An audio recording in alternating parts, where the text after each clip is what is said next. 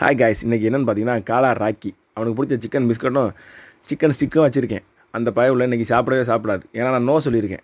எவ்வளோ நேரம் ஆனாலும் சாப்பிட மாட்டான். எதுக்காக இந்த ட்ரைனிங் கொடுத்து வச்சுருக்கோம் அப்படின்னா, வேறு யாராவது தெரியாத ஆள் எவனா வந்தாங்க அப்படின்னா இந்த பிஸ்கட்டை தின்னுவிட்டேன், இல்லை வேறு ஏதாவது தடவி விட்டாங்க, விஷத்தை தடவி விட்டாங்க அப்படின்னா பாட்டு தின்னுட்டு ஏதாவது ஒன்று ஆகி போச்சு அப்படின்னா பெரிய சிக்கலாயிரும். அதுக்காக தான் இந்த ட்ரைனிங் கொடுத்துருக்கோம்.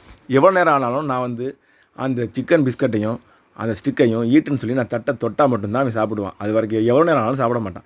இந்த ட்ரைனிங்கை உங்கள் வீட்டில் உள்ள நாய்களுக்கு நீங்களும் கொடுத்து வைங்க. ஏன்னா நீங்கள் இல்லாத நேரத்தில் இந்த பிஸ்கட்டையோ இல்லை வேறு ஏதாவது ஒரு சிக்கனையோ கொடுத்தா அந்த டாக் சாப்பிடக்கூடாது.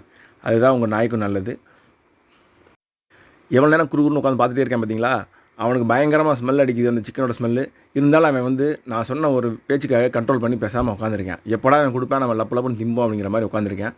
பார்த்தீங்களா, ரெடியாக இருக்கேன். இருந்தாலும் நம்ம சொன்னதுக்கு ஆர்டர் பண்ணி உட்காந்துருக்கேன் பார்த்தீங்களா, அதுவே பெரிய விஷயம். சாப்பிட்றா ராக்கி, ஈட். எப்படி சாப்பிட்டேன் பார்த்தீங்களா? இப்படி கொடுங்க ட்ரைனிங் உங்களுக்கு.